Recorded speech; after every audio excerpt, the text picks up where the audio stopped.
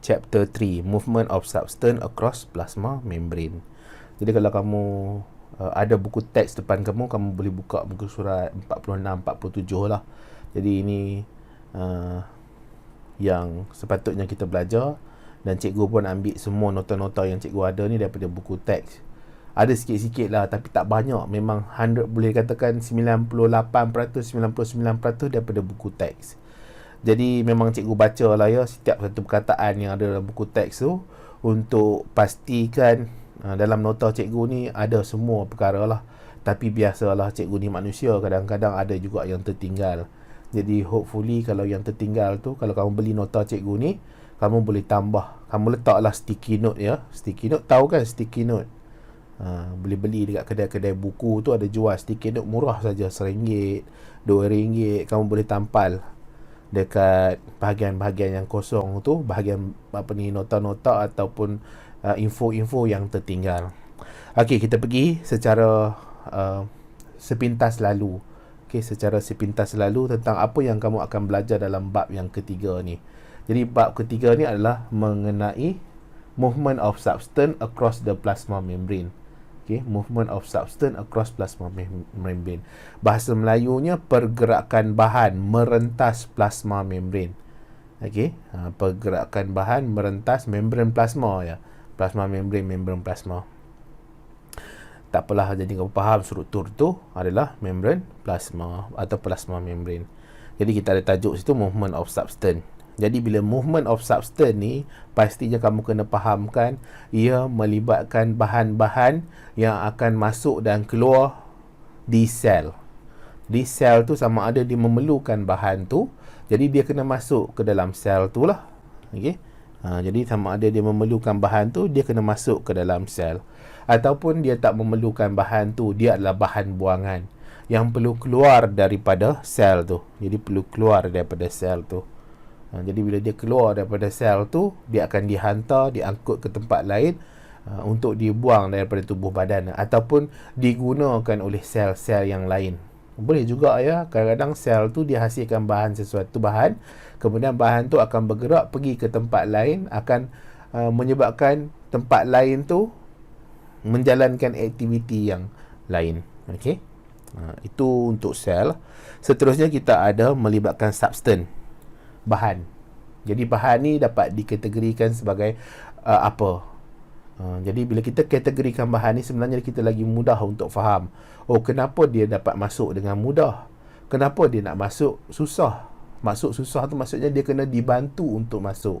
Ataupun kalau nak masuk tu dia memerlukan tenaga untuk masuk. Jadi paling tidak pun kita dapat fahamkan bahawa mengikut kategori bahan tu duduk dalam kumpulan mana, menyebabkan dia nak masuk, dia boleh masuk dengan mudah. Atau dia nak bergerak merentas plasma membrane ni, dia boleh bergerak dengan mudah. Jadi itu substance kategori. Seterusnya kita nak tengok pengangkutan tu sendiri. Jadi movement kan, movement tu bergerak, movement of substance. Jadi mestilah dia melibatkan transport, pengangkutan. Pengangkutan bahan daripada luar sel ke dalam sel. Pengangkutan bahan dari dalam sel ke luar sel. Jadi dia melibatkan pengangkutan. Seterusnya kita ada solution. Jadi solution ni dia mempengaruhi pergerakan bahan. Sama ada bahan tu nak masuk ke dalam sel atau nak keluar daripada sel. Solution. Jadi bila sebut tentang solution ni adalah sesuatu yang kamu dah pernah belajar sebenarnya. Okey, jadi cikgu ni ulang sajalah. Tapi cikgu tak boleh nak ulang semualah. Ulang mana yang berkait saja supaya dapat trigger balik. Okey, dapat cetus balik kamu punya ingatan terhadap apa yang pernah kamu belajar. Jadi kita ada solution. Jadi solution ni bahasa Melayu dia larutan. Jadi bila sebut larutan, dia adalah hasil campuran pelarut dan zat telarut. Pelarut ni kita ada air selalunya. Jadi air ni akan bercampur dengan zat telarut. Zat telarut ni contohnya macam garam, gula, okey, zat telarut. Jadi larutan lah. Jadi kita nak tengok kepada larutan. Okey, bukan kita nak tengok pada dalam sel ke dalam nukleus ke, tak. Kita nak tengok pada larutan. Larutan ni selalunya di luar sel tu. Okey. Dan seterusnya application in daily life. Macam mana movement of substance ni tentang kefahaman movement of substance. Pergerakan bahan ni dia ada aplikasi dia yang kita boleh faham tentang kehidupan seharian kita. Jadi kalau kita pergi keluar daripada rumah, kita nampak pokok. Kenapa pokok tu layu ya? Okey. Jadi di situ ada benda yang kita dah belajar sebenarnya dalam pergerakan bahan merentas membran plasma ni, movement of substance across the plasma membrane ni, yang dia apply, dia ada aplikasi dia di persekitaran. Ya, jadi ini yang sepanjang bab ketiga ni yang cikgu akan cubalah sedaya mampu untuk kamu fahamkan, untuk fahamkan kamu. Jadi dengan harapan kamu boleh faham lah. Jadi kita pergi yang pertama dulu tentang sel. Jadi bila sebut tentang sel ni, dah belajar dah pada bab yang sebelum, bab yang kedua kan, tentang sel. Jadi sel ni adalah unit asas bagi kehidupan, fundamental unit of living things. Jadi bila sebut tentang sel ni dia hidup. Dia bukan mati ya, dia hidup. Bila hidup tu maksudnya dia ada menjalankan fungsi dia. Okey, dia ada menghasilkan sesuatu. Dia kemungkinan ada pergerakan dia kepada sesuatu tempat. Dia kemungkinan ada tindak balas kimia yang berlaku di dalam dia. Dan semua kehidupan dia ni, dia memerlukan bahan-bahan tertentu untuk dia meneruskan kehidupan. Sebagai contoh, dia nak menjalankan cellular respiration. Jadi bila nak menjalankan cellular respiration, dia memerlukan oksigen. Sel memerlukan oksigen. Jadi mana dia nak dapat oksigen ni? Dia kena dapat daripada luar sel. Daripada luar sel ni yang akan masuk oksigen tu ke dalam sel. Luar sel ni, apa dia luar sel ni? Dia mestilah datang daripada salur darah.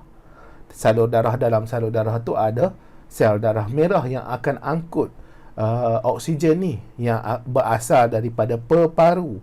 Di situ akan ada pertukaran gas karbon dioksida oksigen di alveolus.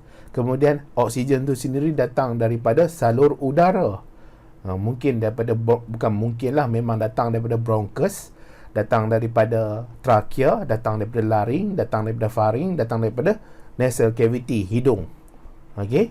Jadi pergerakan tu ada sehinggalah dia sampai ke luar sel ni, oksigen. Kemudian oksigen ni akan masuk ke dalam sel. Jadi sel tu memerlukan oksigen untuk menjalankan cellular respiration, dalam untuk menghasilkan ATP. Dalam nak menghasilkan ATP. Contohnya sel otot. Jadi sel otot ni dia buat apa? Dia akan jalankan proses kecut dan kendur, contract and relax. Contract and relax. Untuk apa? Untuk pergerakan tulang. Jadi sekarang ni kamu, contohnya dalam kamu dengar-dengar ni, kamu rasa nak kencing. Jadi kamu pergi ke bilik air. Macam mana kamu nak pergi bilik air kalau kaki kamu tak bergerak? Kaki kamu nak bergerak macam mana kalau otot tu tak mengecut dan mengendur? Otot tu nak mengecut mengendur macam mana kalau tidak ada penghasilan ATP? Penghasilan ATP tu macam mana nak berlaku kalau tidak ada cellular respiration? Cellular respiration tu nak berlaku macam mana kalau tidak ada pengambilan oksigen dari luar sel? Jadi maksudnya oksigen tu perlu masuk ke dalam sel. Dia benda yang penting untuk kehidupan sel tu, dia menjalankan aktiviti dia. Jadi tanpa oksigen akan bermasalah sel tu untuk menjalankan fungsi dia. Otot tak boleh nak bergerak, mata tak boleh nak melihat, telinga tak boleh nak mendengar, hidung tak boleh nak membau, lidah tak boleh nak merasa, kulit tak boleh nak kenal pasti apa yang berlaku di sekeliling. Jadi semua ni akan mengganggu fungsi sel kalau tidak ada bahan-bahan yang akan masuk dan ada bahan-bahan yang akan keluar. Jadi sebab itulah cell require substance from external environment to carry out living process. Jadi sel-sel pun kamu kena ingat juga. Jadi bila dia jalankan cellular respiration contohnya, dia akan hasilkan apa? Dia akan hasilkan karbon dioksida. Karbon dioksida ni digunakan oleh tubuh badan ke tak? Terutama sekali manusia lah. Tak guna. Kita tak guna karbon dioksida. Kita tak ada kloroplas. Jadi bila kita tak guna karbon dioksida, dia tak boleh berkumpul dalam badan. Sebab dia berbahaya lah kalau berkumpul dalam badan. Dia mengganggu nanti sistem dan fungsi sel. Dan dia akan dipaksa untuk keluar daripada badan dalam proses hembusan nafas, exhalation. Kita akan excrete out. exhale out carbon dioxide. Okey, jadi carbon dioxide tu mesti keluar daripada sel. Dia keluar daripada sel, dia masuk ke salur darah, dia bergerak pergi ke peparu. Di peparu tu akan berlaku pertukaran gas dan dia akan ditolak sepanjang salur udara keluar daripada badan. Jadi maksudnya di sini ada bahan yang masuk, ada bahan yang keluar. Dan bukan yang contoh paling mudah lah. Dia ada juga melibatkan glukosa. Kan cellular respiration memerlukan glukosa.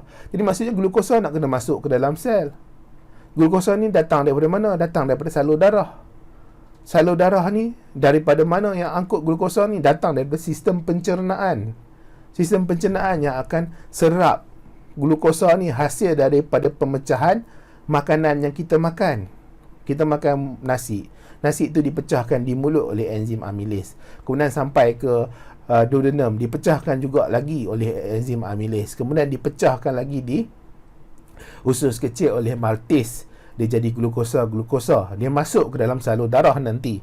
Bila dia masuk ke dalam salur darah nanti, dia akan diangkut pergi ke sel-sel. Sel-sel akan dapatlah glukosa tadi. Jadi nak tak nak mesti kena ada bahan masuk dan keluar supaya sel tu dia jalankan dia punya proses kehidupan dia, living proses dia. Jadi antara bahan yang masuk dan keluar, bahan yang masuk ni kita ada glukosa, glukos, amino acid. Ni kan padam lah ya. Liquid, cikgu tertambah lah pula kat situ kan. Amino acid. Kemudian fat, vitamin, water, oksigen. Seterusnya produce waste that needs dispose. Okey, dia akan hasilkan bahan buangan yang tak diperlukan oleh sel tu sendiri. Sebagai contoh kita ada carbon dioxide, nitrogen waste product. Jadi uric acid, ammonia ni tak bolehlah disimpan di dalam sel sebab dia berbahaya kepada sel. Sel tu kemungkinan akan mati. Seterusnya oksigen. Jadi oksigen ni memang ada jenis-jenis organisma yang buang oksigen ya.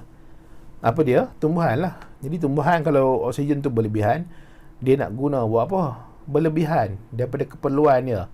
Tambah-tambah pula tumbuhan dia bukan ada otot. Macam manusia nak bergerak ke kiri, ke kanan, ke atas, ke bawah. Okay? Dia tak melibatkan penggunaan tenaga yang melampau macam manusia. Penggunaan tenaga dia. Jadi cellular respiration dia mestilah rendah berbanding dengan manusia.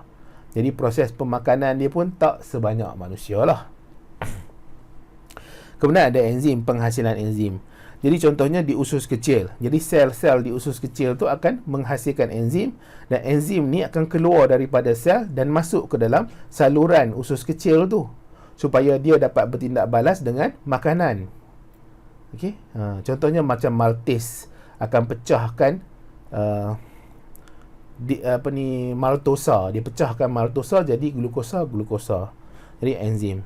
Kemudian hormon. Jadi hormon ni dihasilkan contohnya di otak. Jadi otak hasilkan hormon, iaitu kelenjar pituitary. Jadi bila dia hasilkan hormon, dia kena keluar daripada sel tu, masuk ke salur darah dan hantar ke tempat lain. Contohnya macam mana? Jadi dekat otak tu ada arahan, ada hormon yang dirembeskan dan hormon ni akan pergi ke testis contohnya untuk lelaki. Jadi bila dia pergi ke testis, dia bagi tahu kat testis, dia akan masuk ke dalam sel yang ada kat testis tu, bagi tahu kat testis tu untuk hasilkan hormon testosteron pula. Okey. Jadi maksudnya dia kena keluar daripada sel otak tu, kelenjar pituitary tu, masuk ke salur darah, diangkut pergi ke tempat lain. Jadi dia produce waste that need to be disposed. Kemudian ada neurotransmitter. Jadi neurotransmitter ni adalah bahan yang dibuang di hujung sel saraf. Okey, di hujung sel saraf tu ada neurotransmitter. Contohnya acetylcholine.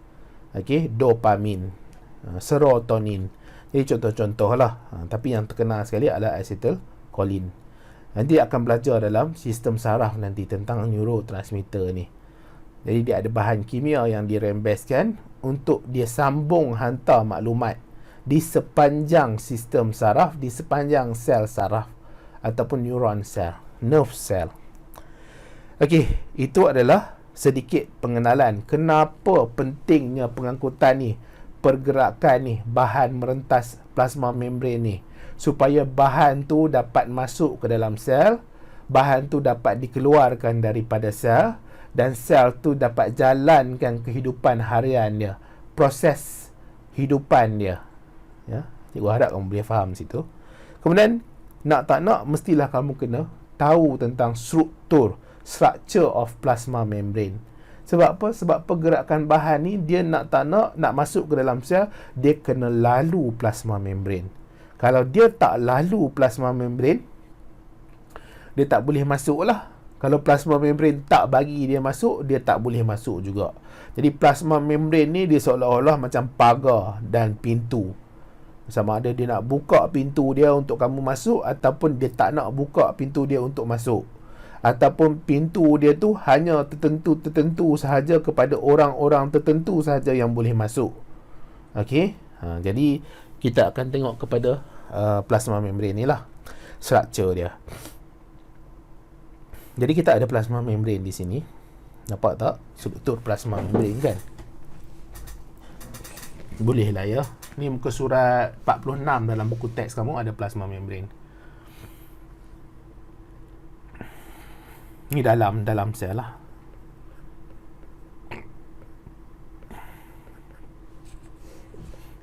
Cikgu guna bahasa Melayu ni sebab apa?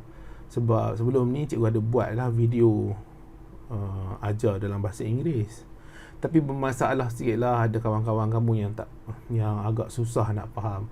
Jadi cikgu guna bahasa Melayu lah untuk terangkan nota ni. Okay? Walaupun nota ni dalam bahasa Inggeris, dual language program kan. Okey.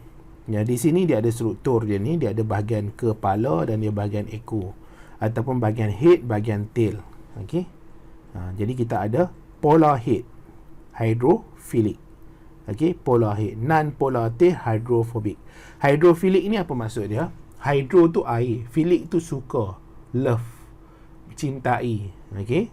Jadi hydro tu dia suka, dia air, philic tu dia suka. Jadi dia suka kepada air. Bahagian kepala ni dia suka kepada air. Jadi bahagian kepala ni dia suka kepada air. Bahagian ekor ni dia tak suka kepada air lah, non-polar tail. Okey. Jadi itu penting ya. Sebab apa? Dalam kamu nak tengok ni, sebab dia akan membentuk phospholipid bilayer. Sebab sini ni lipid ni. Ni lipid. Okey. Dia phospholipid bilayer. Satu layer. Ada dua layer lipid sebenarnya. Okey. Dua layer lipid. Jadi bahan-bahan yang dibuat daripada lipid ataupun berasaskan lipid, dia mudah masuk, mudah keluar. Dia simple diffusion. Tapi kalau dia bukan lipid, dia akan susah nak masuk dan keluar. Sekali lagi ya, ada bahan-bahan tertentu yang dia asas dia adalah air, ataupun dia boleh melarut dalam air. Dia susah nak bergerak merentas plasma membrane. Sebab apa? Plasma membrane ni dia phospholipid bilayer, dui lapisan fosfolipid. Lipid dekat situ. Okay. Phospholipid bilayer. Ada perkataan lipid di sini ni. Jadi bila dia lipid, kalau bahan tu boleh larut dalam lipid, dia senanglah nak masuk dan keluar. Tapi kalau dia melarut dalam air, dia akan susah nak masuk dan keluar. Dia kena ada bantuan. Kecuali lah kalau bahan tu kecil je. Jadi kalau bahan tu hanya small saja, kecil saja, dia tak ada masalah lah. Okey, dia tak ada masalah sangat untuk bergerak merentas plasma membrane. Jadi plasma membrane ni adalah phospholipid bilayer. Jadi di sepanjang phospholipid bilayer ni ada struktur-struktur tertentu yang kamu nak kena tahu. Jadi di antara satu ekor dengan satu ekor lain ni di sini ni, satu ekor dengan satu ekor lain ni, di tengah-tengah ni dia ada kolesterol. Okey. Jadi kolesterol ni dia make phospholipid bilayer. Jadi dia akan menyebabkan phospholipid bilayer ni stronger. Dia lagi kuat. Okey. Kemudian dia more flexible. Flexible bahasa Melayu apa? Mudah lentik ya. Okey. Less permeable. Kemudian water soluble substance. Okey. less water soluble substance. Jadi kolesterol ni adalah water soluble substance lah, dia larut dalam air. Yang ni kat muka surat berapa ya?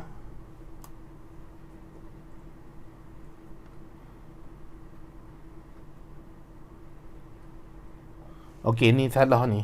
Less permeable to water soluble substance. Less permeable to water soluble substance. Ada perkataan to dekat sini. Yang ni dekat muka surat 47. Okey, dia more flexible, less permeable to water soluble substance. Pastinya kolesterol ni dia less permeable. Dia kolesterol, dia mestilah dalam keadaan dia lipid. Dia salah satu jujukan di dalam lipid. Jadi akan menyebabkan dia memang tak sesuai dengan air lah. Kan minyak dengan air ni selalunya tak ngam lah. Minyak ni akan duduk di atas, air akan duduk di bawah. Jadi kalau kamu ada nota ni, kamu betulkanlah ya. Cikgu tersalah di situ. Terlebih pula dia punya point dekat situ. Jadi less permeable to water soluble substance, dan kamu boleh baca yang ni dalam muka surat 47. Okey, 47. Jadi kolesterol. Seterusnya kita ada channel protein, kita ada carrier protein. Ya, channel protein. Di sini ni ada channel protein. Di sini ni ada carrier protein. Jadi channel protein ni dia masuklah di satu liang. Okey, satu liang. Carrier protein ni dia ada tempat untuk dia attach. Dia ada tempat untuk dia attach. Okey. Kemudian dia akan berfusing lah. Dia berfusing saat mana dia nak bawa bahan tu masuk atau keluar. Kemudian ada glycolipid. Jadi glycolipid ni dia keluar daripada kepala ni. Bahagian polar head ni, dia keluar glycolipid, lipid ni. Okey. Kemudian yang untuk bahagian glycoprotein ni dia keluar daripada integral protein ni. Ni kita panggil integral. Dia ada dua, integral protein dengan peripheral protein. Tapi tak apalah, daripada protein-protein ni dia keluar glycoprotein. Okey. Jadi glycoprotein ni act as receptor to hormone. Jadi reseptor ni kalau selalu kita dengar adalah bahagian pada kulit tu kan. Dekat kulit tu ada reseptor kesakitan, reseptor kepanasan, reseptor sentuhan. Dia akan detect lah apa yang berlaku di persekitaran kita, panas ke, sejuk ke, tekanan ke. Jadi reseptor tu hormon. Jadi dia macam seolah-olah untuk kenal pasti keberadaan hormon. Seterusnya untuk stabilize the membrane, akan form hash bond with water. Okay, act as antigen in cell identification. Jadi dia juga adalah tempat untuk sel-sel lain kenal pasti ini sel apa. Terutama sekali untuk sel darah putih lah, sebab sel darah putih akan attach dekat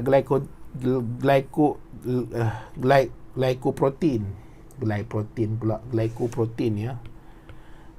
Cikgu ni lah. Kamu betulkan ya. Kalau nota yang kamu beli tu tersalah lah. Kalau tak ada salah tak apalah. Jadi glycoprotein. Jadi act as antigen in the cell identification. Okay, in cell identification. Untuk kenal pasti sel tu musuh ke tak.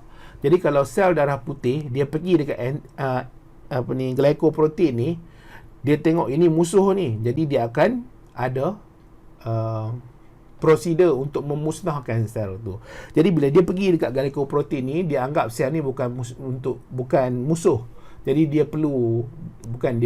Jadi dia tak perlu buat apa-apa lah, dia biar je lah sel tu terus hidup. Ya. Jadi ini adalah glycoprotein. Jadi kita ada kat sini phospholipid bilayer extracellular.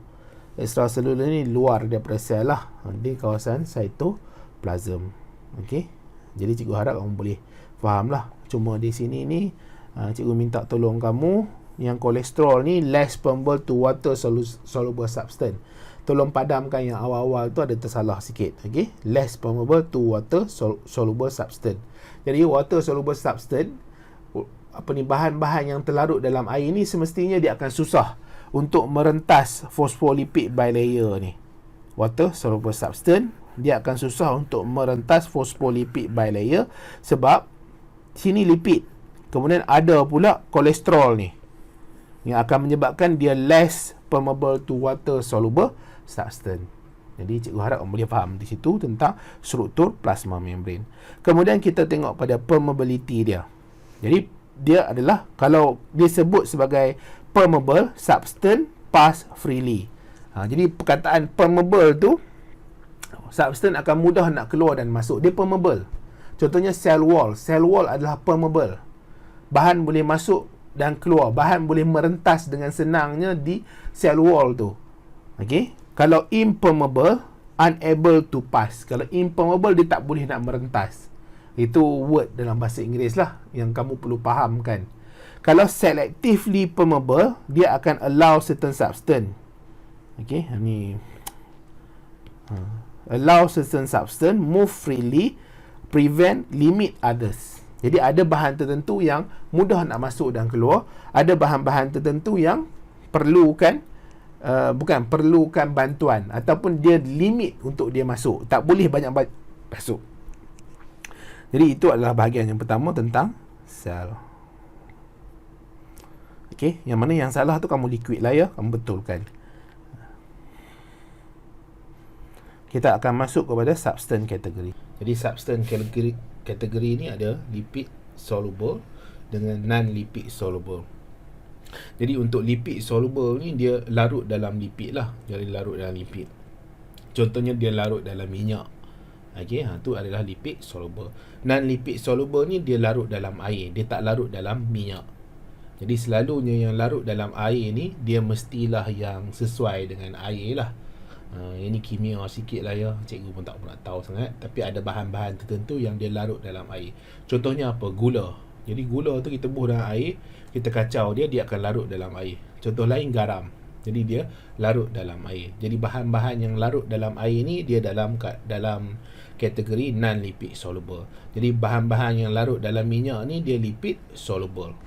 Okay. Selalunya yang larut dalam minyak ni, dia mestilah asas bahan dia tu lipid.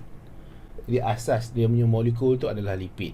Manakala non-lipid soluble ni, bahan-bahan dia tu dia bersesuaian dengan molekul air tu. Okey, molekul air tu. Sebab air ni dia orang kata panggil apa tau? Dia ada universal solvent. Dia universal solvent. Dia pelarut universal. Banyak bahan boleh larut dalam air. Jadi kita ada lipid soluble, fatty acid, glycerol, vitamin A, D, E, K, steroid hormone. Jadi ini mudah saja. Untuk lipid soluble ni, kalau dia nak merentas, dia nak merentas plasma membrane, dia nak across the plasma membrane, dia nak masuk ke dalam ataupun keluar, dia hanya melalui simple diffusion, resapan ringkas sahaja. Sebab apa? Kamu tengok dekat sini, dia phospholipid bilayer. Ni, dia lipid. Jadi bahan-bahan ni dia lipid soluble, dia mudah sahaja. Dia melalui warna merah, simple diffusion. Okey, jadi simple diffusion. Nanti kita tengok simple diffusion tu apa. Tapi nak bagi tahu, sebabkan dia sama, dia lipid, ni lipid, jadi bahan-bahan ni dia merentas masuk dan keluar di sel, di plasma membrane ni secara mudah saja. Simple diffusion, resapan ringkas. Okey, resapan ringkas. Ya. Kemudian untuk non-lipid soluble, dia terbahagi kepada small molecule ion. Small molecule and ion, large molecule. Jadi untuk small molecule ni, small molecule dia sebabkan dia tak sama. Okey, dia non-lipid soluble, dia tak sama. Jadi bila dia tak sama, dia sama ada dia akan melalui facilitated diffusion ataupun active transport. Okey, facilitated diffusion atau active transport. Tapi ada juga jenis molekul yang kecil, dia small saja. Jadi bila dia small saja, dia tak ada masalah, dia boleh simple diffusion. Okey, jadi maksudnya untuk non-lipid soluble ni, dia sama ada facilitated diffusion, resapan berbantu, active transport, ataupun dia adalah simple diffusion. Okey, simple diffusion. Yang ni untuk small lah, small molecule. Okey. Small molecule. Jadi boleh ya. Cikgu ulang sekali lagi lah. Untuk lipid soluble, sebabkan dia sama dengan fosfolipid bilayer, jadi binaan untuk plasma membran ni dia lipid. Binaan bagi plasma membran lipid. Nanti kita akan belajar bab yang seterusnya, bab yang keempat ni, chapter 4. Dia ada tentang chemical composition of cell ni. Chemical composition of cell, ada tentang lipid nanti. Jadi lipid ni dia lipid soluble, jadi dia simple diffusion. Simple diffusion ni dia merentas masuk je. Dia akan merentas melalui phospholipid bilayer. Merentas masuk melalui phospholipid layer, ataupun dia merentas keluar. Senang sahaja. Dia tak ada susah-susah pun. Okey. Macam kita ni nak masuk rumah kita kan. Jadi senang sajalah kita nak masuk. Okey, jadi tak perlu susah-susah. Untuk yang non-lipid soluble ni dia masalah sikit. Jadi kalau dia jenis yang small molecule, jadi kemungkinan dia boleh masuk melalui simple diffusion. Tapi kalau dia large molecule ataupun dia ada charge, dia large molecule atau dia charge, dia ion, dia sama ada facilitated diffusion atau active transport. Nanti kita tengoklah satu persatu. Dia ada dia punya penerangan ni. Okey, jadi itu substance category. Seterusnya kita pergi pada transport sendirilah. Jadi transport, kita ada passive transport, active transport.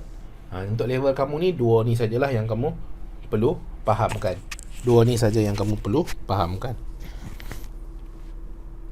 Kita ada simple diffusion, kita ada osmosis, kita ada facilitated diffusion untuk passive transport. Untuk active transport, kita ada active transport lah, ya. Untuk simple diffusion, sekali lagi ya, transport ni ada dua jenis. Yang pertama passive transport, active transport. Untuk passive transport ni terbahagi pada tiga: simple diffusion, osmosis, facilitated diffusion. Untuk simple diffusion, dia movement of molecule atau ion. Okey, simple diffusion, movement of molecule atau ion. Dia mestilah pergerakan high concentration to low. Okey, high concentration to low. Ini yang ada dalam buku teks lah ya. Cikgu ambil keluarkan nota ni daripada buku teks.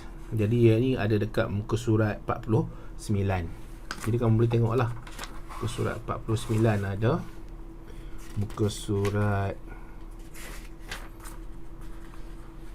53. Okey, simple diffusion, muka surat 53.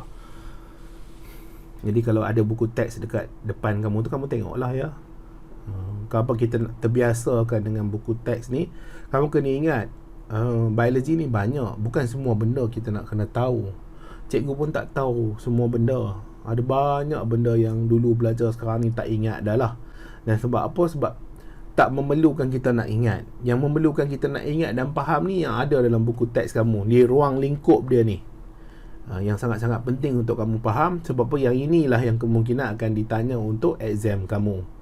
Okey, sebagai asas kamu untuk kefahaman biologi, supaya nanti bila kamu sambung lagi dalam bidang lagi khusus mendalam, paling tidak pun kamu punya tapak rumah tu dah kuat lah. Okey, kamu tak sengsara sangatlah untuk faham. Kita ada simple diffusion, movement molecule ion. Dia bergerak daripada high concentration to low. Jadi high concentration apa? Selalunya melibatkan solute. Solute ni zat terlarut ya. Zat terlarut. Okey, solute ni zat terlarut. Jadi dia mesti melibatkan pergerakan zat terlarut daripada kawasan yang tinggi ke kawasan yang rendah. Jadi kita ada zat terlarut yang warna merah ni, kita ada semi permeable membrane, zat terlarut yang bahagian situ. Yang ni bahagian A, yang ni bahagian B. Jadi yang ni bahagian yang tinggi, yang ni bahagian yang rendah. Jadi zat terlarut akan bergerak daripada kawasan yang tinggi ke kawasan yang rendah. Dia akan bergerak daripada kawasan yang tinggi ke kawasan yang rendah. Itu maksud dia simple diffusion ni high concentration to low. Okay, high concentration to low. Kemudian it move until dynamic equilibrium, sehinggalah dia bergerak sehinggalah dia sama A ni akan sama dengan B. A akan sama dengan B. Jadi dia berhentilah. Okey. Jadi apa yang bergerak? Yang bergerak adalah solute. Kamu kena ingat simple diffusion. Yang bergerak adalah solute. Example dia ada fatty acid, glycerol, oksigen, karbon dioksida. Nampak tak sini? Fatty acid, glycerol. Kemudian oksigen, karbon dioksida ni dia duduk dalam ni non-polar molekul ni. Terlebih pula lah non-polar molekul ni. Oksigen dengan karbon dioksida. Walaupun dia non-lipid soluble sebabkan dia small. Dia adalah molekul yang kecil sahaja. Jadi dia masih lagi simple diffusion. Dia simple diffusion. Okey, boleh ya. Lepas tu vitamin A, D, E, K pun samalah simple diffusion. Kemudian dia akan bergerak through phospholipid bilayer. Jadi maksudnya pergerakan dia akan merentas ni phospholipid bilayer ni. Okey, phospholipid bilayer. Gases exchange, contohnya berlaku di gases exchange, berlaku di alveolus melibatkan gases exchange. Berlaku di alveolus melibatkan gases exchange. Seterusnya kita ada osmosis. Jadi osmosis ni movement of water only. Walaupun ada dulu cikgu belajar kata ni sebenarnya osmosis ni lebih kurang macam simple diffusion. Tapi kamu jangan pening kepala lah. Kamu jangan pening kepala. Kamu just tahu saja osmosis ni dia pergerakan melibatkan air. Pergerakan melibatkan air. Movement of water only. Movement of water only. Sekali lagi ya, movement of water only. Jadi high water potential to low water potential. Kadang-kadang bukan apa pening. Pening sebab apa? Bila sebut tentang air ni, kadang-kadang ada banyak term yang digunakan. Bila sebut tentang osmosis ni, ada banyak terminologis ataupun perkataan-perkataan biologi yang nak merujuk kepada peristiwa ni atau proses ni. Ada yang dipanggil sebagai osmotic pressure. Osmotic pressure ni samalah macam water potential. Kemudian ada juga yang melibatkan osmotic potential, osmotic pressure, to pressure, dia tekanan. Okey, ni osmotic potential. Dia ada satu yang dipanggil sebagai pressure, osmotic pressure. Tekanan yang disebabkan oleh air. Tekanan yang disebabkan oleh air. Contohnya yang ini kita ada dinding, kita ada air di sini. Jadi apa tekanan air pada dinding ni? H2O. Tekanan air pada dinding ni, okey, dia punya tekanan pada dinding. Tekanan ni sebenarnya kamu belajar dalam fizik. Tapi semestinya ada juga dalam biologi. Sebab apa? Dalam biologi ni ada melibatkan tekanan dalam badan manusia. Salah satunya tekanan darah lah. Dalam darah ni ada air. Jadi dia ada osmotic pressure. Tekanan yang disebabkan oleh air terhadap dinding salur darah. Okey? Jadi kita panggil sebagai osmotic pressure. Tekanan yang disebabkan oleh air. Satu lagi kita ada hydrostatic pressure. Hydrostatic pressure ni dia fluid pressure. Fluid pressure. Okey? Tak apa, tak faham yang itu pun tak apa. Yang kamu nak kena faham ada dua perkataan ni, iaitu water potential. Okey? Water potential ataupun osmotic potential. Kalau dia tinggi water potential, tinggi water potential ni, okey, tinggi water potential, apa maksud dia? Dia ada banyak air. Jadi tempat ni ada air. Sebelah sini dia kurang air. Sini dia high water potential ataupun high osmotic potential. Okey? Boleh ya? Boleh faham tak? Hopefully kamu boleh faham lah. Antara tempat yang berlaku banyak osmosis ni adalah reabsorption of water di kidney, di buah pinggang. Nanti kamu belajar, bila kamu belajar lagi kan, lagi mendalam, water ni kadang-kadang dia terlibat dalam active transport. Okey, ada juga water, tak salah cikgu, ada dalam facilitated diffusion pun ada water. Dia ada protein-protein tertentu yang akan tolong bawakan air ni masuk dan keluar ke sel. Tapi tak ada dalam silibus kamu. Jadi tak payah pening-pening kepala. Kamu just ingat, bila sebut tentang pergerakan air, dia adalah osmosis. Sehinggalah dia mencapai equilibrium. Dynamic equilibrium. Lagi samalah dia hingga dia mencapai dynamic equilibrium ni. Ya. Jadi pergerakan air dia mesti, osmosis mesti melibatkan pergerakan air. Simple diffusion mesti melibatkan pergerakan solut. Osmosis mesti melibatkan pergerakan air. Simple diffusion mesti melibatkan pergerakan solut. Jangan tertukar. Jangan tertukar atau tersilap lah. Cikgu dulu waktu belajar SPM tu tak faham.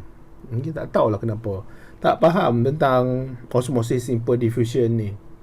Duk keliru, tertukar-tukar kadang-kadang. Osmosis ni nak beza macam mana dengan simple diffusion. Rupanya kat sini dia melibatkan pergerakan air sahaja. Ada dalam buku tu. Cuma kadang-kadang kita bila pertama kali baca, kemungkinan kefahaman tu dia tak datang. Okey? Bila kefahaman tu tak datang, susahlah sikit. Susah sikit dari segi kita nak mengingat. Tapi kalau kita dah faham, semestinya kita boleh ingat lah. Okay? Mudahlah sikit kita nak ingat. Kemudian kita ada facilitated diffusion. Jadi bila sebut tentang facilitated diffusion, dia adalah resapan berbantu. Okay? Facilitated ni berbantu. Untuk bantukan dia, ada sesuatu yang bantu. Contohnya pergerakan amino acid, glukos, ada certain ion akan dibantu oleh channel protein atau carrier protein. Dibantu oleh carrier protein atau channel protein. Dia semestinya kena down concentration gradient. Ni sama jugalah. Semua ni sebenarnya down concentration gradient. Okey, dia mesti down concentration gradient. Dia mesti down concentration gradient. Daripada kawasan yang banyak ke kawasan yang sedikit. Kawasan yang high, cikgu ni. High ke kawasan yang low. Kalau yang ini melibatkan solut, yang ini melibatkan air.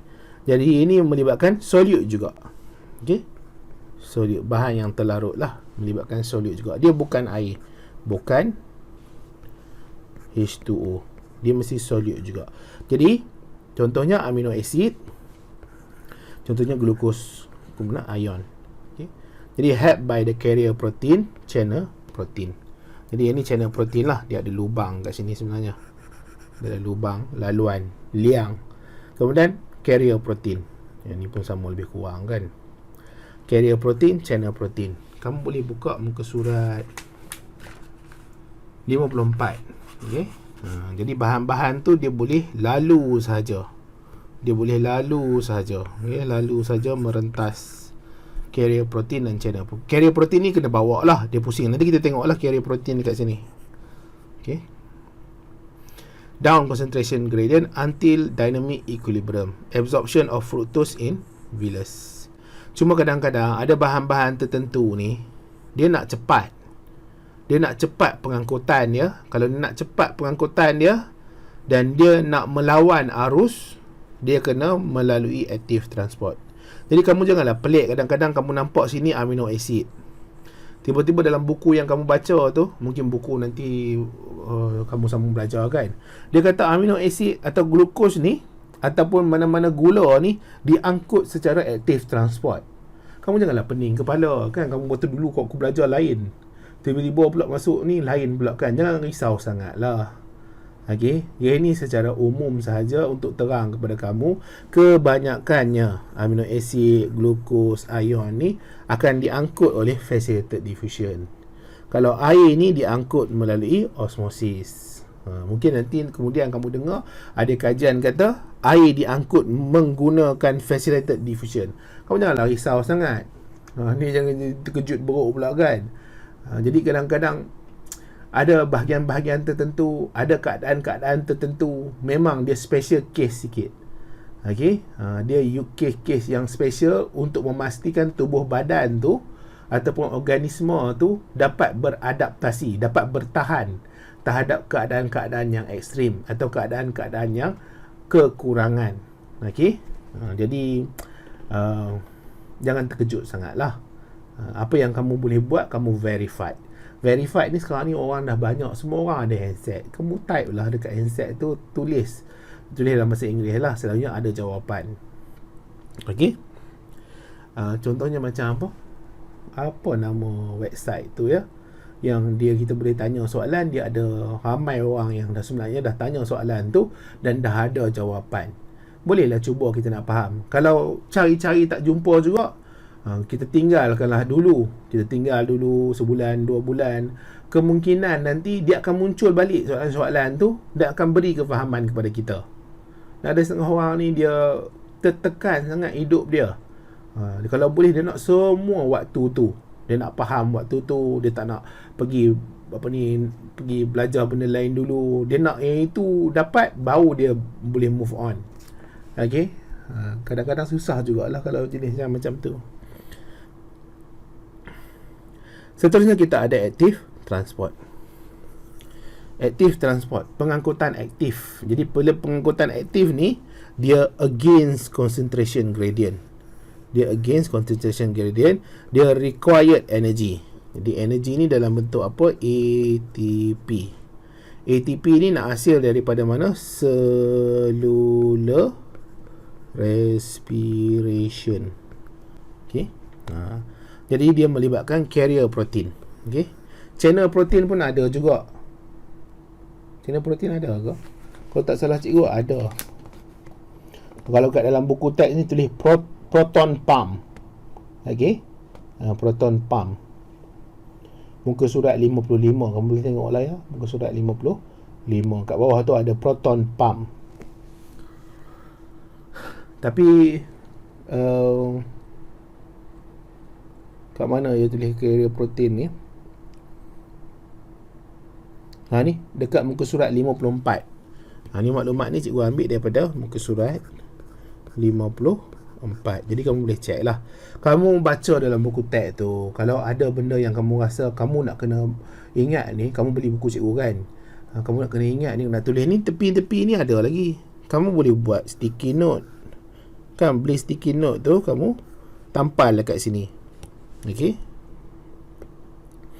Jadi kamu tampal kat sini, kamu tulis lah tambahan dia. Okey, tambahan apa yang kamu nak tambah. Apa sajalah kamu nak tambah kan. Jadi bila kamu buat ulang kaji, kamu tahu itu bahagian yang tak ada, kamu tambah. Okey.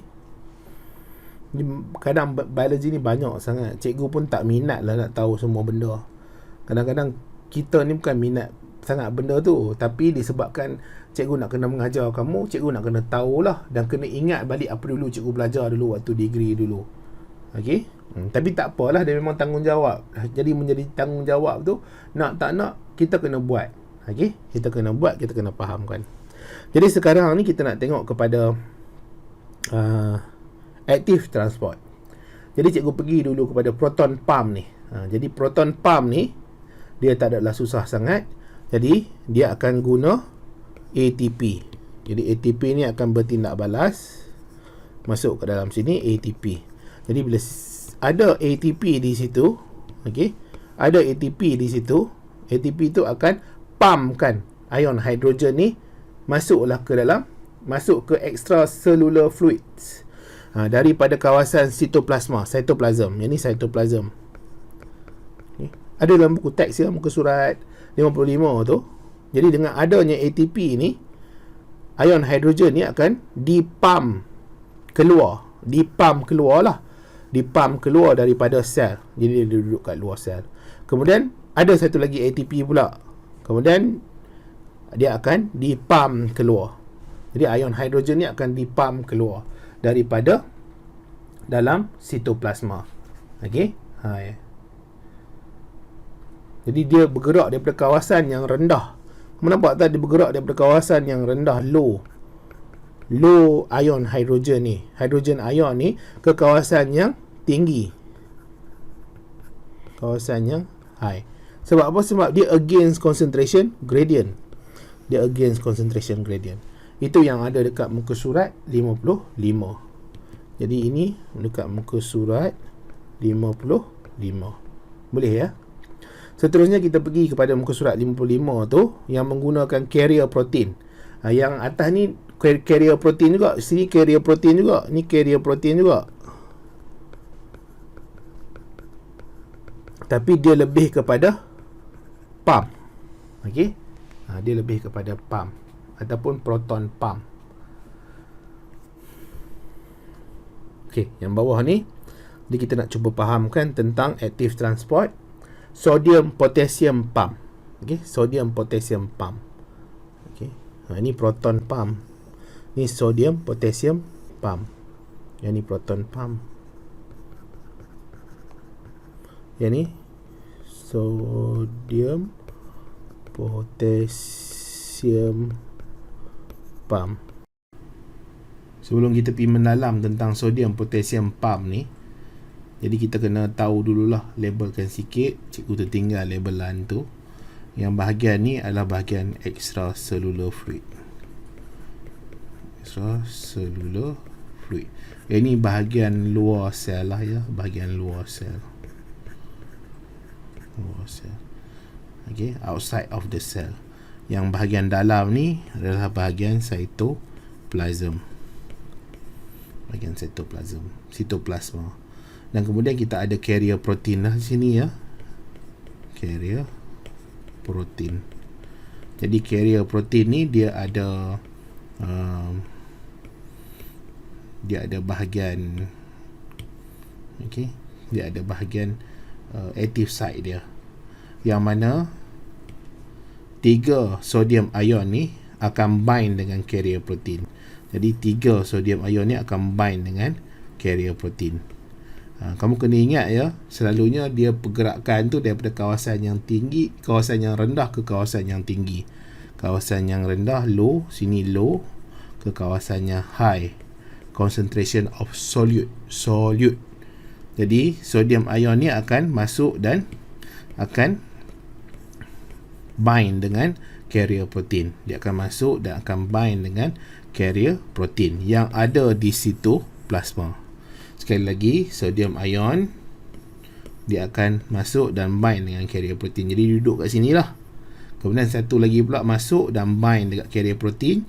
Jadi ada dia punya attachment dekat situ. Yang ni pun sama juga, akan masuk dan bind. Okey. Jadi cikgu bubuh siap-siap lah ya. Dia ada dekat sini, ada kat sini, ada kat sini. Sebab kita nak move on kepada step yang kedua, langkah yang kedua ya. Langkah yang kedua ni dia ada ATP. Jadi ATP ni akan decompose. ATP ni akan decompose, akan dipecahkan. Dia akan pecah, dia akan jadi ADP dengan fosfat. Tapi fosfat ni dia akan melekat dengan carrier protein. Okey, dia bound to carrier protein, melekat lah ya. Bound ni dia macam ada attachment dengan carrier protein. Jadi fosfat yang ini akan bound dengan carrier protein. ATP ni asal daripada mana? Ni banyak kali dah cikgu sebut ni. Cellular respiration. Okey, cellular respiration iaitu glukos dipecahkan jadi ATP di dalam sel oleh mitokondria. Jadi adalah ATP ni. Kemudian ATP ni pula dipecahkan, dia akan jadi fosfat, dia akan jadi ADP. Jadi cikgu buat bulat ni nak tunjukkan fosfat tu. Jadi bila dia ada attachment dengan carrier protein yang menyebabkan dia provide energy. Jadi fosfat bond ni akan provide energy. Jadi bila dia provide energy, ni carrier protein ni akan change shape. Carrier protein akan change shape. Jadi bila carrier protein change shape, dia tukar, dia terbuka bahagian extracellular fluid. Dia terbuka bahagian extracellular fluid. Dan kamu kena ingat ya, yang mana di sini ni ada sodium. Ada sodium. Okey. Jadi P bond provide energy, carrier protein change shape, sodium ion akan keluar. Jadi sodium ion ni akan keluar lah, dia akan keluar. Sodium ion akan keluar, masuk ke extracellular fluid. Seterusnya dia ada Waktu ni dia terbuka kat luar, dia ada 2 kalium ion bind to carrier protein. Jadi yang kalium ion ni akan bind to protein. Dia bind to protein. Okay, dia bind to protein. Ada 2 sahaja. Dia asal daripada luar.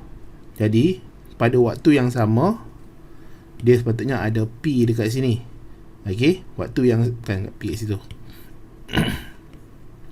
P, kemudian P ni akan leave the carrier protein. P ni dia detach dengan carrier protein. Jadi bila dia detach dengan carrier protein, dia dah hilang lah. Dia dah hilang, dia dah pergi ke tempat lain. Jadi bila dia detach dengan carrier protein, bila P loss ni, okay, bila P loss, carrier protein akan change to original. Dia akan change to original, mana dia terbuka kat kawasan cytoplasm. Jadi bila dia terbuka kat cytoplasm, dia akan lepaskan potassium ion ni ke dalam sel. Itu yang berlaku lah waktu sodium potassium pump. Cikgu nak ulang bahagian sodium potassium pump ni supaya kamu lebih jelas lah. Yang tadi tu mungkin terlampau banyak sangat kan, dia punya gambar-gambar jadi penin. Jadi kita nak tengok pada satu gambar saja kemungkinan apa yang berlaku pada gambar ni, ataupun berlaku waktu sodium potassium pump. Pertama sekali kamu kena bezakan bahagian dalam dan bahagian luar. Jadi ini adalah extra cellular fluid, dan bahagian dalam ni adalah cytoplasm. Okey. Jadi yang warna oranye ni adalah sodium. Dan sodium ni selalunya dia pengangkutan aktif ni bergerak, dia akan menentang kecerunan kepekatan. Kawasan yang sedikit akan bergerak ke kawasan yang banyak. Apa yang bergerak tu? Yang bergerak adalah solute, bukan air ya. Yang bergerak adalah solute. Jadi kalau simple diffusion, facilitated diffusion, active transport, yang bergerak tu adalah solute, zat terlarut yang selain daripada air. Kalau untuk air, untuk level kamu ni hanyalah osmosis saja pergerakan untuk air. Nanti kamu sambung belajar adalah yang lain-lain tu tak apa, tak payah pening kepala. Tapi untuk yang level kamu ni, untuk osmosis adalah pergerakan air. Untuk yang lain-lain selain daripada air tu, sama ada dia simple diffusion, dia facilitated diffusion, active transport. Jadi sekarang ni kita tengok kepada active transport untuk sodium potassium pump. Jadi di sini kita ada sodium, kita ada potassium. Okey. Jadi di sini kita ada sodium, sini kita ada potassium. Yang pertama sekali apa berlaku? Yang pertama sekali ni. Yang sodium ni. Cikgu tak ambil sekali dengan Na itulah ya. Cikgu ambil yang bentuk sodium tu saja. Jadi sodium ni dia akan apa? Dia akan bergerak dan pergi melekat pada carrier protein ataupun bind dengan carrier protein. Jadi sodium ion ni akan pergi dan melekat dengan carrier protein.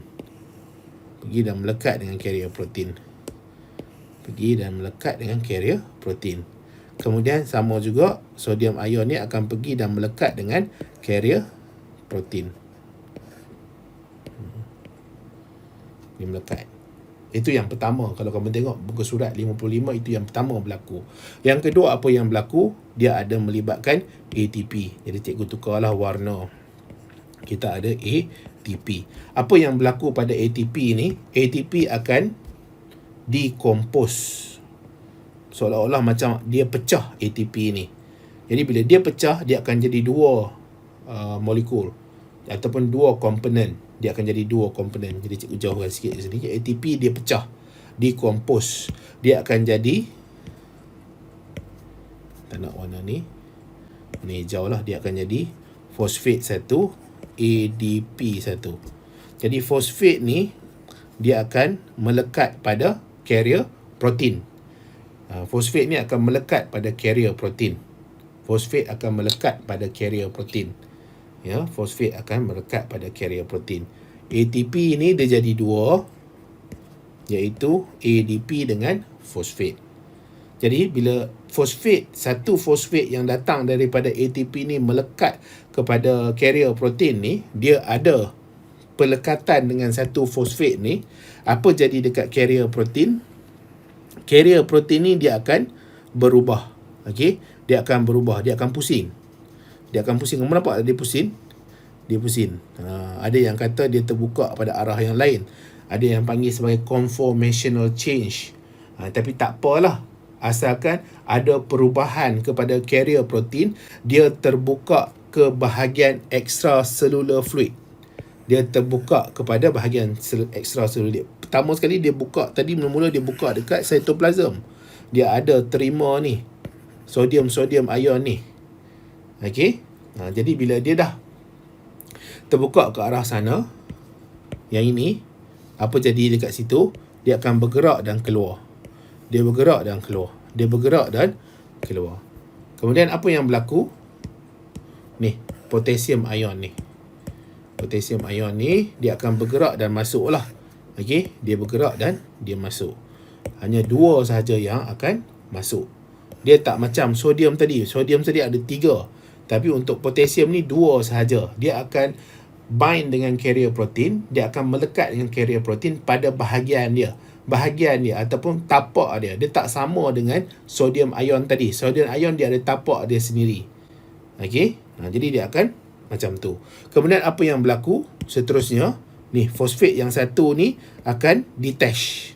Dia akan tertanggal daripada carrier protein. Jadi bila dia tertanggal daripada carrier protein, akan berlaku benda yang sama dekat carrier protein. Dia akan pusing lah. Okay. Cikgu cuba pusingkan dia supaya kamu nampak lah. Dia pusing, terbuka balik pada bahagian sitoplasma. Jadi bila dia terbuka balik pada bahagian sitoplasma, yang ini akan keluar. Yang ini akan keluar. Dia dah balik semula ke bentuk asal. Jadi ini yang berlaku waktu sodium potassium pump. Jadi cikgu harap kamu boleh faham lah ya. Cikgu harap kamu boleh faham untuk bahagian sodium potassium pump. Dan kita akan masuk semula ke solution. Okay, solution. Solution effect by solute dissolved in the solvent. Jadi pastinya lah solution ni terkesan oleh solute yang terlarut dalam solvent, dalam pelarut. Solution tu dia boleh terbahagi kepada 3. Hypertonic solution, hypotonic solution, isotonic solution. Jadi ini melibatkan solution ya. Kamu jangan, nanti kamu akan jumpa lagi dia ada cakap tentang dalam sel tu dia akan jadi hipertonik, dalam sel dia akan jadi hipotonik. Dalam sel, ini kita tak cerita tentang dalam sel, kita cerita tentang solution, larutan. Mungkin juga dia cerita tentang darah. Darah tu dia hipotonik, darah tu hypertonik. Itu darah, dia cerita tentang darah. Sebab tu kadang-kadang kamu jangan fixkan benda ni. Kadang-kadang cerita tentang tanah. Tanah tu dia jadi hipertonik, tanah tu jadi isotonik. Itu melibatkan tanah. Untuk yang ini dia merujuk kepada solution. Sebab kadang-kadang bila kita cerita tentang tanah tu hypertonik. Jadi ada sesuatu dekat tanah tu yang menyebabkan dia hypertonik. Tanah dengan solution dia lain. Tanah tu apa? Tanah soil lah. Dia di tempat di mana akar berada kan. Jadi bila tanah tu hypertonik, akar tu akan kehilangan air. Kita cerita tentang tanah. Sebab tu kadang-kadang ada pelajar dia agak keliru tentang benda-benda ni. Dia tak dapat bezakan. Yang ini bila cikgu terangkan ni, ini melibatkan solution, larutan. Melibatkan larutan. Dan larutan ni dia dalam keadaan 3 keadaan: hypertonik, hipotonik, isotonik. Dan ada keadaan-keadaan tertentu bila kita nak cerita tentang solute ni. Bila kita nak cerita tentang solute, kita boleh guna juga hypertonik, hipotonik dengan isotonik ni untuk menggambarkan bahawa tempat tu tinggi kandungan solute dia, tempat tu rendah kandungan solute dia, tempat tu sama kandungan solute dia dengan luar dengan dalam. Boleh juga. Tapi yang kamu ada dalam silibus ni melibatkan solution. Larutan. Jadi kalau kita ada beaker, contohnya lah cikgu buat beaker. Okay, kita ada satu beaker ni.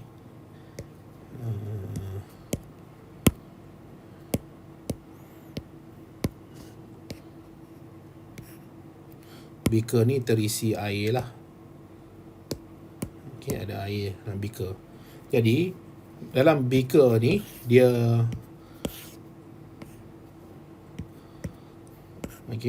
dalam beaker ni ada air. Ada air yang campur dengan garam. Nanti kita tengoklah. Jadi kita nak merujuk kepada solution tu. Type dia hypertonic. Hypertonic, high concentration of solute. Jadi maksudnya solution ni dia campur dengan banyak solute. Contohnya dia campur dengan banyak garam. Dia jadi hypertonic. Efek dia contohnya kalau kita letak red blood cell. Ni contohnya cikgu letak red blood cell bulat lah.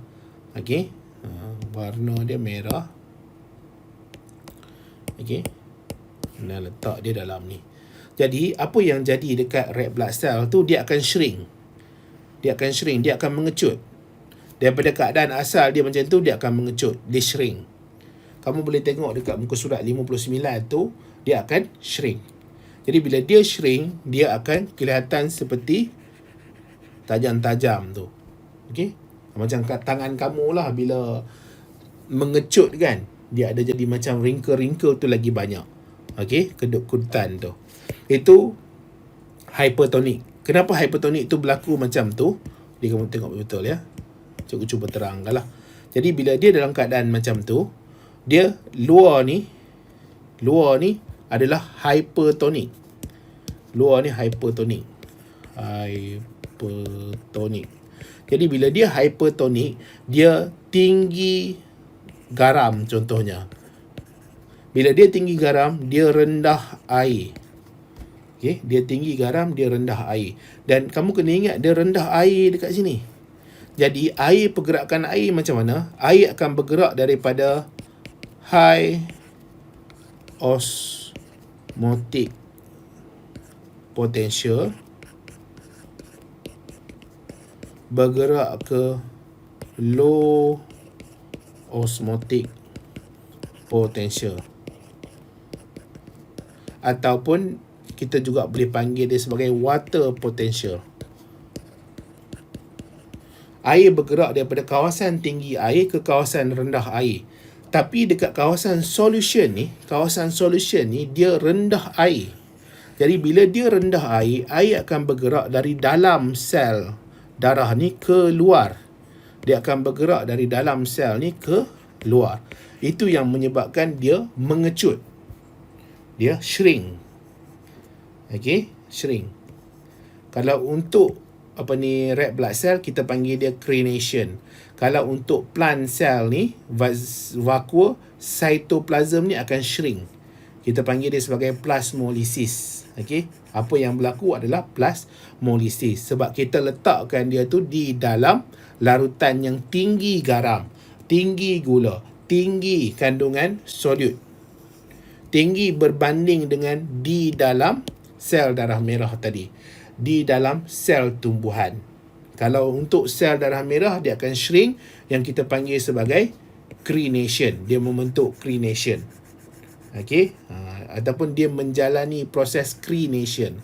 Kalau kehilangan air pada sel tumbuhan, dia menjalani proses plasmolysis. Boleh ya? Kemudian kita ada hypotonic. Jadi hypotonic ni dia macam mana? Nanti gua ambil balik. Bubuh kat sini. Kalau untuk hypotonic ni, cikgu ambil sel darah. Copy. Okey, bubuh kat sini. Jadi hypotonic ni, water potential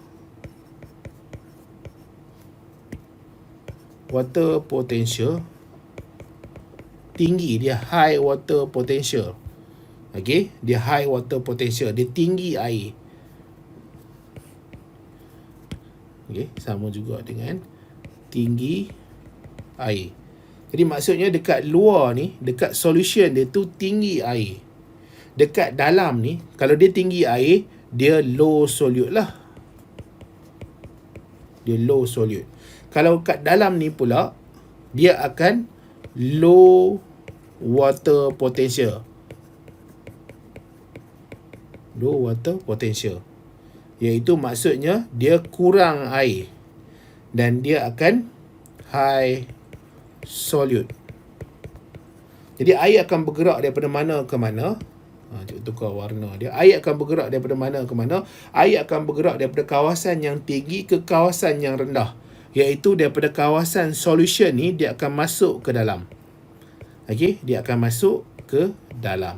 Jadi bila dia masuk ke dalam, dia akan mengembang. Dan pada satu tahap dia tak mampu lagi nak mengembang, dia akan pecah. Dia pecah. Okey. Sebab apa? Air masuk banyak sangat, dia akan seolah-olah macam pecah. Okey. Itu untuk hypotonic. Dia low concentration of solute. Okey, low solute. Dekat bahagian solution. Bukan dalam sel. Ni, kamu tengok ni solution. Tajuk dia solution. Kamu pergi muka surat 58 tu, solution. Ni merujuk kepada solution. Kita tak cerita tentang dalam tanah, kita tak cerita dalam sel, kita tak cerita tentang tempat-tempat lain. Yang ni merujuk kepada solution. Sebab nanti kalau cikgu kadang-kadang cikgu ada sebut tanah tu dia hipertonik. Okey, tanah hipertonik. Kita contohkan tanah hipertonik. Duplicate. Tanah hipertonik. Tanah ni warna apa?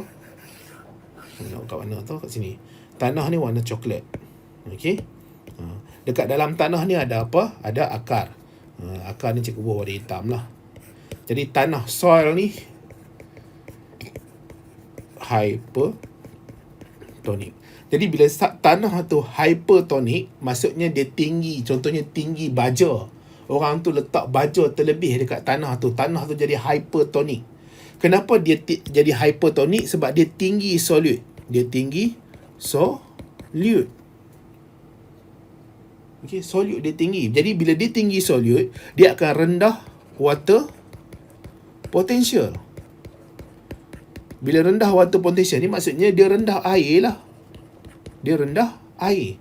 Jadi air akan bergerak daripada mana ke mana? Air akan bergerak daripada dalam akar ni pergi masuk ke tanah. Jadi pokok tu jadi apa? Pokok tu layu lah. Weird. Itu maksudnya soil tu hypertonik. Ni cerita tentang soil.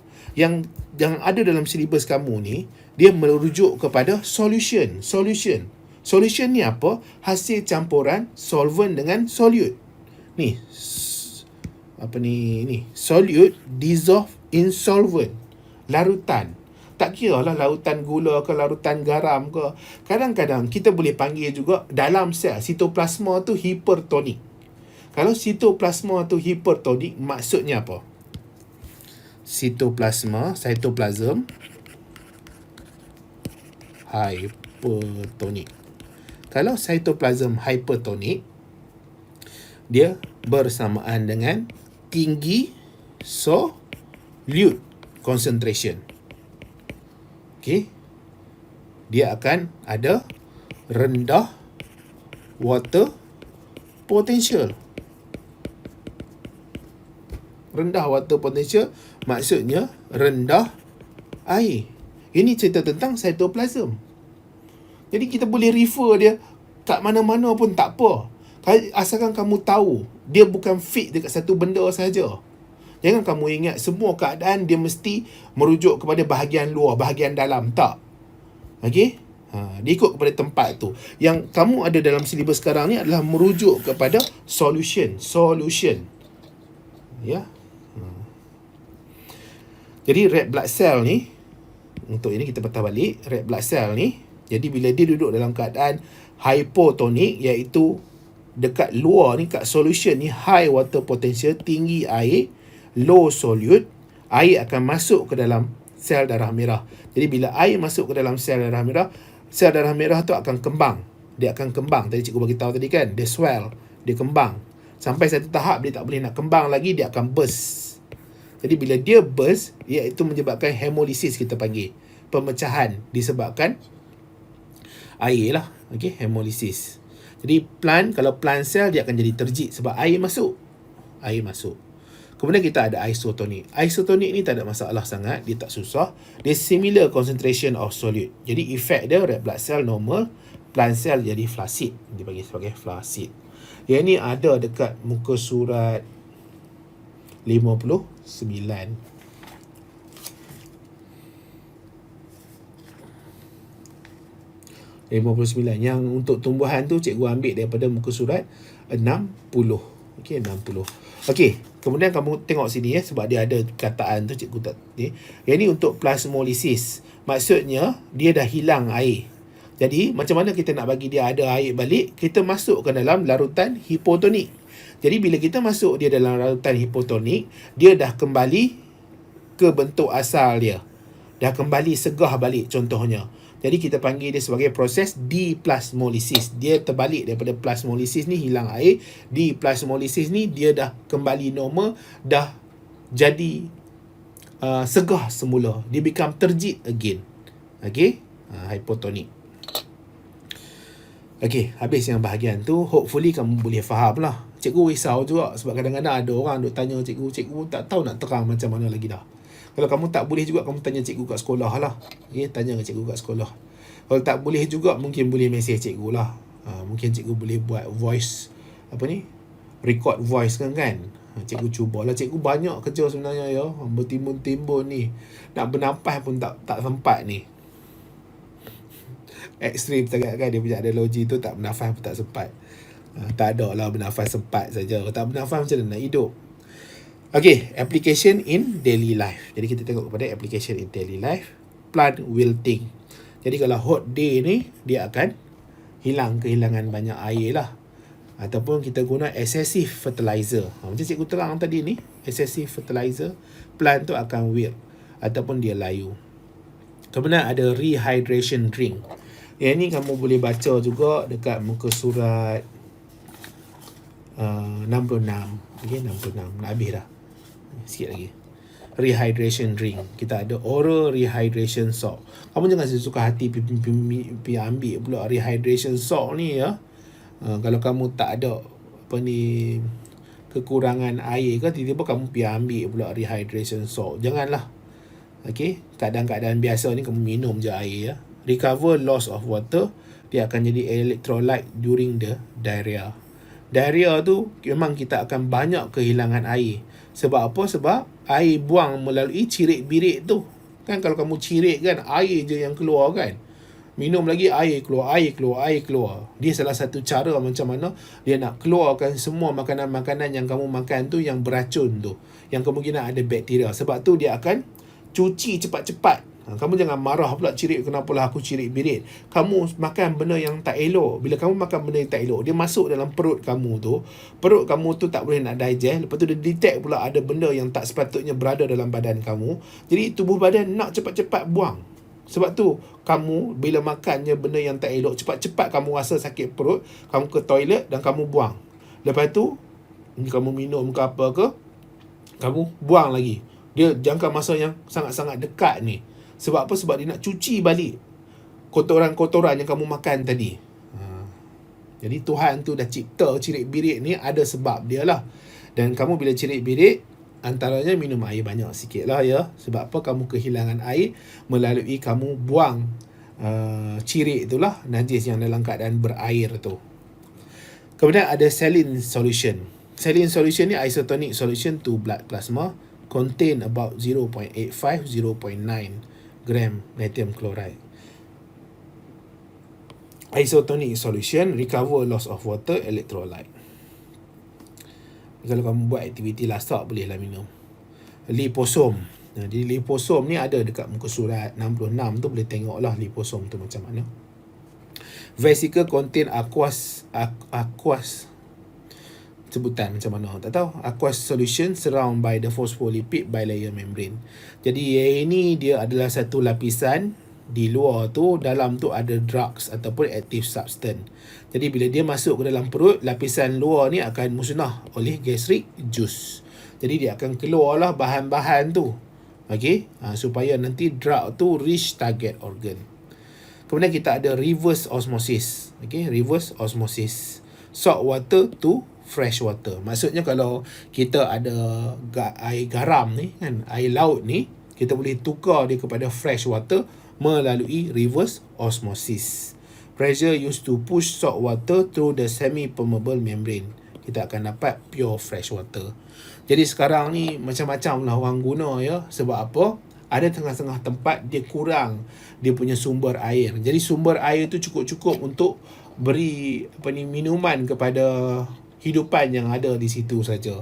Tapi kalau dia dapat tukarkan air laut kepada sumber air, okey, yang mana sumber air tu berlebihan dan boleh digunakan untuk pertanian, maksudnya tempat tu boleh subur balik dengan tumbuh-tumbuhan. Sebagaimana contohnya kawasan-kawasan panas gurun yang padang pasir sahaja kan. Jadi maksudnya kalau dia boleh tukar air laut tu kepada air air laut ni sebab dia garam, dia masin, jadi tak boleh guna untuk pertanian, tumbuhan akan mati disebabkan hipertonik tadi tu. Jadi kalau dia boleh tukar kepada air biasa ni, air minuman biasa ni, air biasa yang tiada kandungan garam yang tinggi ni, jadi tumbuhan-tumbuhan boleh hidup. Jadi padang pasir itu sekarang ni dah tak jadi padang pasir lah, tumbuhan boleh hidup. Dia mungkin boleh di hutan, macam hutan dekat Malaysia ni kan. Jadi ni sedikit application. Jadi cikgu dah cubalah sedaya mampu untuk terang kat kamu chapter 3 ni, movement of substance across the plasma membrane, dengan harapan kamu boleh faham lah ya. Bukan mudah ya nak buat video ni. Sekarang ni dah pukul 1, pukul 2 pagi dah untuk siapkan video ni. Nanti next kita akan masuk chapter 4, iaitu chemical composition in cell. Yang ni dia tak susah macam yang bab chapter 3 tu lah. Yang ni dia agak direct saja. Jadi cikgu terang secara macam tu saja. Tapi yang chapter 3 tu dia agak pening sedikit tentang solution tadi tu. Solution tu agak pening sikit dengan sodium potassium pump tu. Sebab dia melibatkan satu proses fisiologi yang berlaku, okey, di dalam pergerakan bahan dan juga di pengangkutan aktif tu, sodium potassium. Okey, jumpa di video yang seterusnya ya.